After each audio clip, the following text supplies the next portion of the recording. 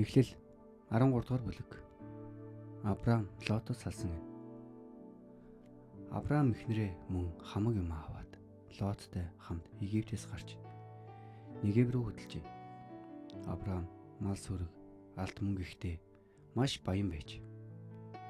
Тэрээр Негевээс Бэтэл, тэндээсээ Бэтэл Ай хоёрын хооронд урд нь анх майхнаа босгож байсан тэр газартаа хүрэв.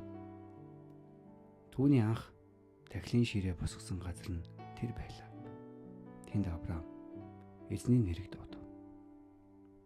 Авраамтай хамт байсан Лот бас мал, сүрэг, майхан, савтай учир тэд нэг газар хамт амьдрахад хүрэлцэхгүй байв. Тэгэхэд тэдний эд хөрөнгө үлэмж ариун байсан учраас хамт амьдрах аргагүй болж. Тиймээс Авраамын малчид, Лотын малчид хоорондоо маргалджээ. Тэр бас нутагт Канаанчууд болон Перизчүүд нутаглан суудаг байлаа. Авраам Лотод бид ах дүүс чи бид хоёрын хооронд бас танай манай малчдын хооронд маргаан бүү байг.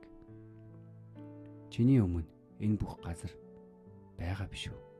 Чи надаас салж яваач. Хэрв чамайг зүүн тишээ явбал би баруун тишээ явъя.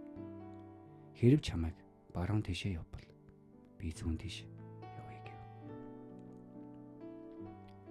Лот хараагаа өргөн Зоор хүртэлх Йордны талыг бүх газартаа элбэг устай эзний цэцэрлэг шиг мөн Египтийн нутаг шиг байхыг харав.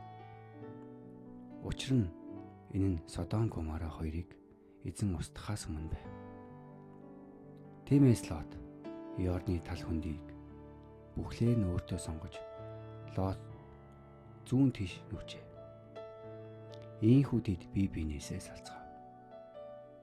Авраам Канаан нутагт амьдрал сууж Лот талын хотуудын дунд сууж майхнаа нүгэлгэн Содомын ойролцоо босгожээ.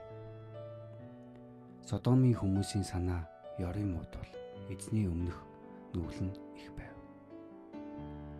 Лотыг салж явсны дараа эзэн Авраамд чи хараагаа өргөн одоо байгаа газараасаа хойд, урд, баруун, зүүн зүгийг харах тун. Чиний харж байгаа тэр бүх нутгийг би чамд болон чиний үр удамд өгнө. Би бас чиний үр удмыг газрын тоос мэт болгоно. Хэрв хүн газрын тоос шороог тоолж чаддаг бол чиний үр удмыг ч тоолог. Бос энэ газар нутгаар хөндлөн гулд явж үз. Учир нь би түүнийг чамд өгнө гэв. Тэгээд Авраам майхнаа нүглэж Хебронд байгаа Мамрегийн царс модны дэргэд очиж суугаад тэндээ эзэнд тахилын ширээ босгожээ.